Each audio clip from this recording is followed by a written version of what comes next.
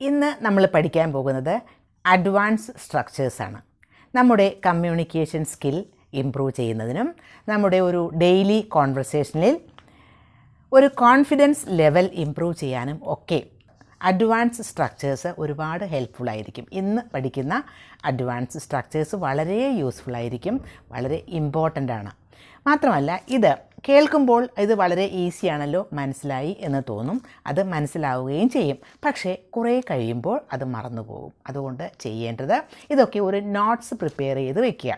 അപ്പോൾ മറന്നുപോയാലും അതൊന്ന് റിവൈസ് ചെയ്യല്ലേ വേണ്ടൂ. അപ്പോൾ തീർച്ചയായും അത്തരത്തിൽ ചെയ്താലേ നമുക്കിതൊക്കെ യൂസ്ഫുള്ളായിട്ട് മാറുകയുള്ളൂ. അതുകൊണ്ട് നോട്ട്സ് പ്രിപ്പയർ ചെയ്യാൻ മറക്കണ്ട.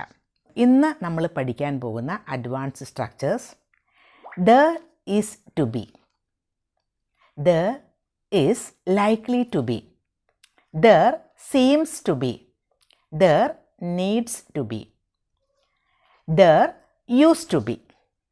വളരെ വളരെ യൂസ്ഫുള്ളാണ്, ശ്രദ്ധിക്കുക. ആദ്യം നമുക്ക് there is to be. എവിടെയാണ് there is to be ഉപയോഗിക്കുന്നത്? ഇപ്പോൾ നമ്മൾ പറയാറില്ലേ, ഇന്നിവിടെ ഒരു ഫംഗ്ഷൻ നടക്കാനിരിക്കുകയാണ്, നാളെ ഇവിടെ ഒരു മീറ്റിംഗ് നടക്കാനിരിക്കുകയാണ്, നെക്സ്റ്റ് വീക്കിൽ ഒരു കോമ്പറ്റീഷൻ നടക്കാനിരിക്കുകയാണ് എന്നൊക്കെ. അപ്പോൾ നടക്കാനിരിക്കുകയാണ് എന്ന അർത്ഥത്തിൽ there is to be a meeting today എന്ന് പറഞ്ഞാൽ ഇന്ന് ഇവിടെ ഒരു മീറ്റിംഗ് നടക്കാനിരിക്കുകയാണ്, നെക്സ്റ്റ് വീക്കിൽ ഒരു കോമ്പറ്റീഷൻ നടക്കാനിരിക്കുകയാണ് എന്നെങ്ങനെ പറയും? there is to be a competition next week. ഇന്ന് ഇവിടെ ഒരു function നടക്കാനിരിക്കുകയാണ്. there is to be a function today. അപ്പോൾ നടക്കാനിരിക്കുകയാണ് എന്ന അർത്ഥത്തിലാണ് നമ്മൾ there is to be ഉപയോഗിക്കുന്നത്. പിന്നെ ഒരു കാര്യം ശ്രദ്ധിക്കുക, അവിടെ ഒരു സബ്ജക്റ്റിൻ്റെ ഒരാവശ്യവും ഇല്ല, സബ്ജക്റ്റ് വേണ്ട. നമുക്ക് there is to be എന്ന് സ്റ്റാർട്ട് ചെയ്താൽ മാത്രം മതി. there is to be എന്ന് കഴിഞ്ഞിട്ട് എന്താണ് നടക്കുന്നത്, ഒരു ആക്ടിവിറ്റി ആണെങ്കിൽ ആക്ടിവിറ്റി, അതല്ലെങ്കിൽ ഫംഗ്ഷൻ ആണെങ്കിൽ ഫംഗ്ഷൻ, പ്രോഗ്രാം ആണെങ്കിൽ പ്രോഗ്രാം, അങ്ങനെ എന്തും ആ ബി എന്ന് കഴിഞ്ഞിട്ട് എഴുതാം. അപ്പോൾ പിന്നെ വേറൊന്ന് ശ്രദ്ധിക്കാനുള്ളത്, അതൊരു ടുമാറോ നടക്കുന്നതാണെങ്കിലോ അല്ലെങ്കിൽ നെക്സ്റ്റ് വീക്ക് നടക്കുന്നതാണെങ്കിലോ ഫ്യൂച്ചർ ടെൻസ് അല്ലേ, പക്ഷേ അവിടെ ഒരു ചേഞ്ച് വരുത്തേണ്ട ആവശ്യമില്ല, there is to be എന്ന് തന്നെ ഉപയോഗിക്കാം. ഇനി അടുത്തത് there is likely to be. എന്താണ് there is likely to be?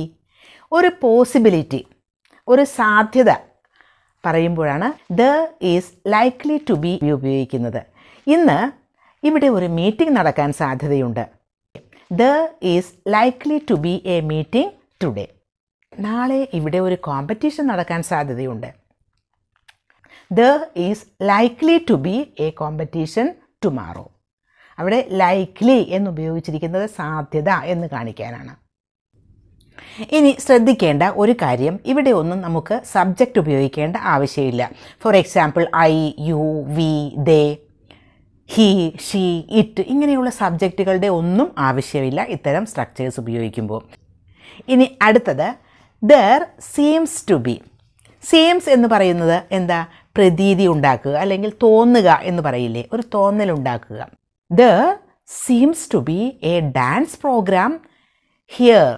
ഇവിടെ ഒരു ഡാൻസ് പ്രോഗ്രാം നടക്കാനിരിക്കുകയാണെന്ന് തോന്നുന്നു, there seems to be. there seems to be a meeting today.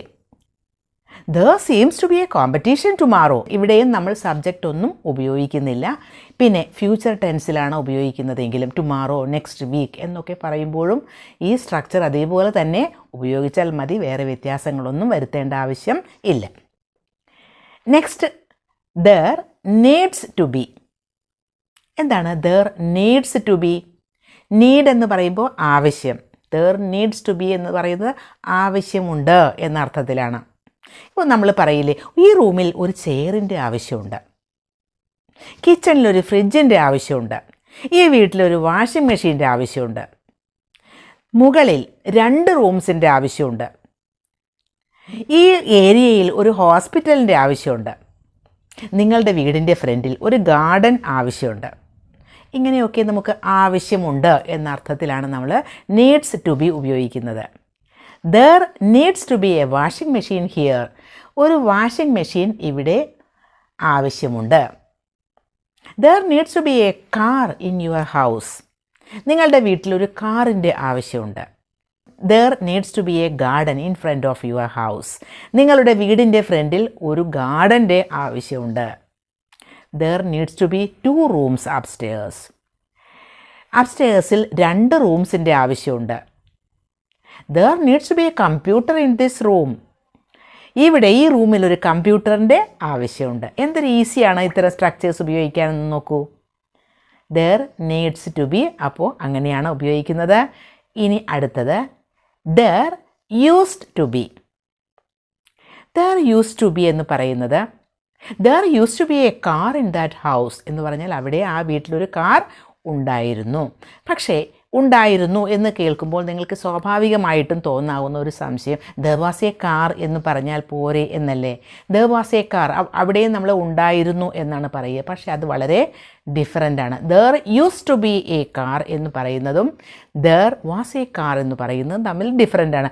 there was a car in that house എന്ന് പറഞ്ഞാൽ അവിടെ ഒരു കാർ ഉണ്ടായിരുന്നു. അത് പാസ്റ്റിലെ ഒരു സ്പെസിഫിക് മൊമെൻറ്റിനെ പറ്റിയാണ് പറയുന്നത്. ഒരു ഇന്നലെ അല്ലെങ്കിൽ ഏതെങ്കിലും ഒരു ദിവസം പാസ്റ്റിൽ ഒരു സമയത്ത് ഒരു സ്പെസിഫിക് മൊമെൻറ്റിൽ അവിടെ ഒരു കാറ് കണ്ടിട്ടുണ്ട്, അവിടെ കാർ ഉണ്ടായിരുന്നു എന്ന്. പക്ഷേ there used to be a car in that house എന്ന് പറഞ്ഞാലോ അവിടെ ഒരു കാർ അതൊരു റെഗുലർ ആയിട്ടുള്ള ഒരു ഒക്കറൻസ് ആണ്. അവിടെ ഒരു കാർ പല ദിവസങ്ങളായിട്ട് ഉണ്ടായിരുന്നു, ഒരു കാർ ഉണ്ടായിരുന്നു, പതിവായിട്ട് അവിടെ ഉണ്ടായിരുന്നു എന്ന അർത്ഥത്തിലാണ്. അപ്പോൾ there used to be എന്നത് ഉപയോഗിക്കുമ്പോൾ അത് ഡിഫറൻ്റ് ആണ്. There used to be a computer in that room. അവിടെ ഒരു കമ്പ്യൂട്ടർ ആ റൂമിൽ ഉണ്ടായിരുന്നു. There used to be a hospital in this area. ഈ ഏരിയയിൽ ഒരു ഹോസ്പിറ്റൽ ഉണ്ടായിരുന്നു. അപ്പോൾ ഇന്ന് അഡ്വാൻസ് സ്ട്രക്ചേഴ്സ് നമ്മൾ എത്ര അഡ്വാൻസ് സ്ട്രക്ചേഴ്സ് പഠിച്ചു? There is to be, there is likely to be, there seems to be, there needs to be, there used to be. ഇതെല്ലാം വളരെ ഈസിയാണ് ഉപയോഗിക്കാൻ, വളരെ വളരെ യൂസ്ഫുൾ ആണ്. അപ്പോൾ there is to be എന്ന് ഉപയോഗിക്കുമ്പോൾ എന്താണ്? there is to be a function today. ഇന്ന് ഒരു function നടക്കാനിരിക്കുകയാണ്. there is likely to be a meeting today എന്ന് പറഞ്ഞാലോ ഇന്ന് ഇവിടെ ഒരു ഫംഗ്ഷൻ നടക്കാൻ സാധ്യതയുണ്ട് എന്നായി. there seems to be a meeting today എന്ന് പറഞ്ഞാലോ ഇന്ന് ഒരു മീറ്റിംഗ് നടക്കുമെന്ന് തോന്നുന്നു. there needs to be a meeting today. ഇന്ന് ഒരു മീറ്റിങ്ങിൻ്റെ ആവശ്യമുണ്ട് എന്നായി. ഇപ്പോൾ ഈ അഡ്വാൻസ് സ്ട്രക്ചേഴ്സ് വളരെ ഈസി ആയിട്ട് ഉപയോഗിക്കാം അല്ലേ?